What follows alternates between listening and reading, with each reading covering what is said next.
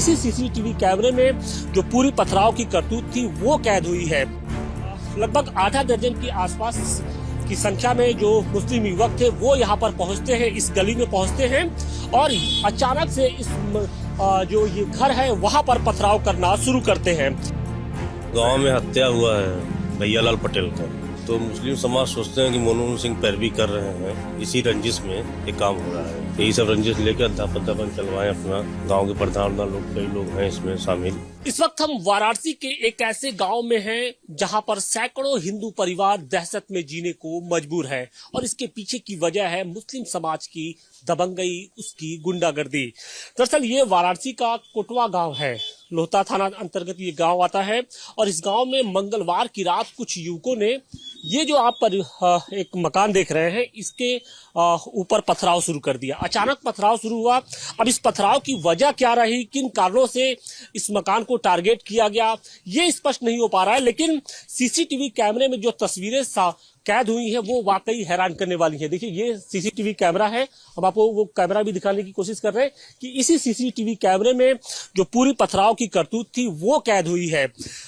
लगभग आधा दर्जन के आसपास की संख्या में जो मुस्लिम युवक थे वो यहाँ पर पहुंचते हैं, इस गली में पहुंचते हैं और अचानक से इस जो ये घर है वहां पर पथराव करना शुरू करते हैं। सवाल इसी बात का है कि इस पथराव के पीछे की वजह क्या है, आखिर कौन से वो कारण थे जिसकी वजह से इस घर को टारगेट किया जा रहा था और क्या कोटवा के इस गांव में सिर्फ ये अकेला घर है जिसको ये इस तरीके से टारगेट किया गया है, पथराव किया गया है, इसके पहले कुछ और भी पथराव की घटनाएं हो चुकी हैं। हमारे साथ वो पीड़ित है जिनकी ओर से शिकायत दर्ज कराई गई है, इस घर की वो मालिक है, हम उनसे बात करने की कोशिश करेंगे।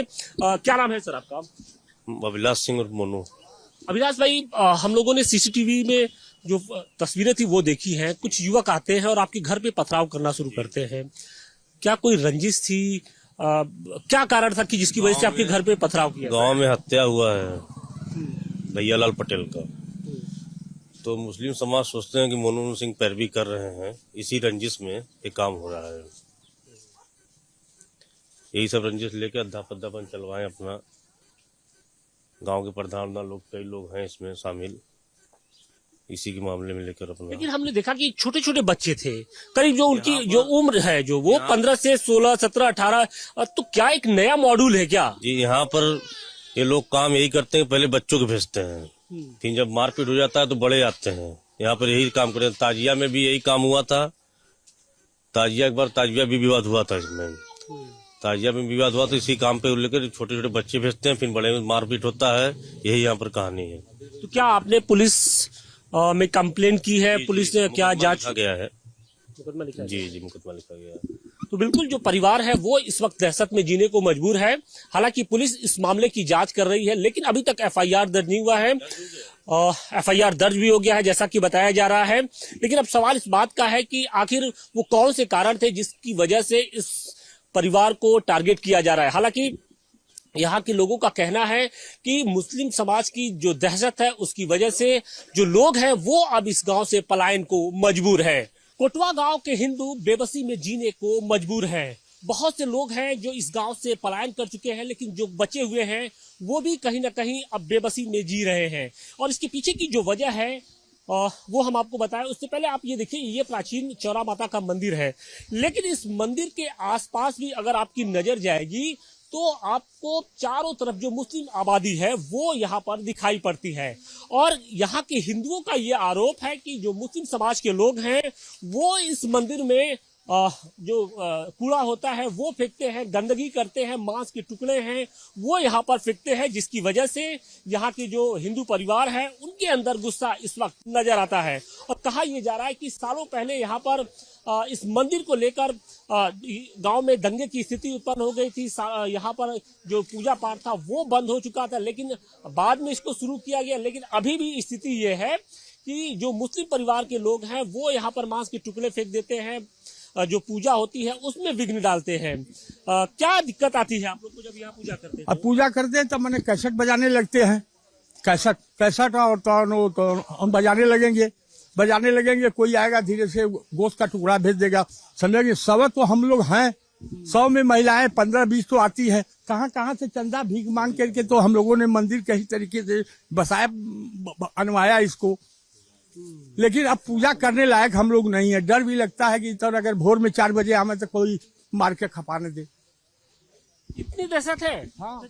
दहशत तो ऐसी है साहब ना कि आप देखिए मंदिर तो आप देख ही रहे हैं। हाँ। इनकी संख्या गांव में लाखों की है, 50,000 लाखों, और हम जो है यहाँ पर 1% है। 1% है और किसी तरह से कैसे हम लोग जी रहे हैं। तो यहाँ पर पूजा पाठ करने में क्या दिक्कत आती है आप लोग को? अब पूजा पाठ में दिक्कत है, मांस का टुकड़ा फेंक देते हैं बगल से। गाय का अब किस चीज का फेंकते हैं, जो भी मांस का टुकड़ा होता है जो फेंकते हैं। और सबसे बड़ी बात यह है, देखिए यहाँ 700 दुकानें जो है बड़े जानवरों की चलती है, किसी का लाइसेंस नहीं है। 700 मस्जिद है, सब मस्जिदों पर टंगा हुआ है। पूरे प्रदेश भर में जो है लाउड स्पीकर उतारे जा रहे हैं, यहाँ पे एकदम पूरा बज रहा है। कोई इसके लिए कोई जो है ना प्रशासन, यहाँ का पुलिस इतना निष्क्रिय है कि जिसका कोई सवाल कहने की बात नहीं है। यहाँ पिछले पीएससी रहती थी। तो जब आप लोग पूजा पाठ करते हैं तो रोकने की भी कोशिश करते हैं क्या? यहाँ पर क्या मूर्तियों को खंडित कर दिया गया था क्या कुछ साल पहले से? हाँ, पहले वही मूर्ति है ना, वहाँ खंडित किया गया था। अच्छा, हाँ मूर्तियों को पत्थरबाजी करके। हाँ। और एक बात और समझ लीजिए साहब, इस साल हम लोग जो है ना होलिका दहन करेंगे, ना हम लोग होलिका का त्योहार मनाएंगे। क्यों? अब क्या करेंगे वहाँ जो है, क्या करेंगे? अब रात को जाएंगे मनाने के लिए, फूकने के लिए, अब पत्थरबाजी करने लगेंगे। पुलिस का कोई इंतजाम नहीं। इसी मंदिर के अंदर में 5-6 साल लगातार जो है पीएससी रही है। मुलायम सिंह की सरकार आई, पीएससी को उठा दिया गया। हम लोगों के लिए कोई सुरक्षा यहाँ नहीं है। पाकिस्तान, ये हिंदुस्तान है, पाकिस्तान है कि तालिबान है क्या? जरूर बात यह है कि हम लोग हिंदुस्तान में रहते हैं, लेकिन एक माहौल जो है यहाँ पे पाकिस्तान वाली जरूर यहाँ पाई जाएगी और तैयार हो रही है। कुछ दिनों में हम लोग का यही स्थिति रहा तो हम लोग यहाँ से 1% जो बचे हैं वो भी नहीं रहेंगे। और यहाँ पे जो है कि जब हम लोग मंदिर में आते हैं तो तेज आवाज में जो है कि डीजे डेग वगैरह देख रहे हैं, जैसा कि बगल में ही घर है, दूसरे पक्ष का जो है बजाना स्टार्ट कर देते हैं या पत्थरबाजी करना स्टार्ट कर देते हैं। इसके पहले भी लगभग 1.5 साल, पौने 2 साल पहले यहाँ पे हम लोग मंदिर में झंडा वगैरह गाड़े थे बाउंड्री के ऊपर जो है, तो उसको तोड़ करके जो है फेंक दिया गया। दादाजी बोले कि ऐसा है कि ऐसा ऐसा मामला है, तो यहाँ पे एसओ साहब आए, देखिए, बोले कि अरे ये तो बच्चे हैं, कर दिए, हो सकता है आपके में से ही कोई हिंदू पक्ष का ही बच्चा किया हो ऐसा। हमके हिंदू पक्ष का बच्चा अगर किया होता तो इतना तो जानकार जरूर रहता है कि वो झंडा उखाड़ के तो नहीं फेंकेगा। अच्छा, अभी रमजान के लिए एक आदेश आया है कि जो लाउड स्पीकर है वो नहीं बजेंगे, तो क्या यहाँ पर अभी लाउड स्पीकर उसी यहाँ लाउड स्पीकर बजता रहता है। और बगल में जब हम सुबह में हम लोग मंदिर में आते हैं पूजा पाठ करने के लिए, तो बगल में जो मकान है वो सब वगैरह पे डेग वगैरह डीजे वगैरह तेज लाउड स्पीकर में जो है बजाया जाता है, लेकिन उसको कभी हटाया नहीं गया। क्या कोशिश की जा रही है? इनकी एक मंशा क्या है कि आप लोग यहाँ से पूरी तरीके से? बस यही है पलायन। हम लोग यहाँ पे अल्पसंख्यक हैं। पहली चीज हम लोग की बस 4-5 मूलभूत चीजें हैं जो हम लोग को योगी जी के द्वारा जो है प्रोवाइड कर दिया जाए तो हम लोग यहाँ पे रह सकते हैं। 2 साल, 10 साल, 20 साल, 25 साल, 50 साल हम लोग का भविष्य यहाँ पे फ्यूचर हो सकता है। नहीं तो हम लोग 1-2 साल के अंदर यहाँ से पलायन कर जाएंगे। पहली चीज, मातृभूमि छोड़ देंगे अपनी? मातृभूमि तो जिंदे हैं हम तो ही छोड़ेंगे, चाहे मरने के बाद छोड़ेंगे। लेकिन जब त्योहार नहीं मनाया जाएगा, किसी का आंख निकाल लिया जाएगा, किसी का कुछ निकाल लिया जाएगा, कहीं सुनवाई नहीं होगी। जाएंगे तो हमको खड़ा करेंगे तो कहेंगे कि वीडियो बना ले, साला नेतागिरी करता है, नाम दे देंगे। छोटे लड़के जो नौकरी पाने वाले हैं उनका नाम दे देंगे, तो भगी जाएंगे कि हमको नौकरी कैसे मिलेगी।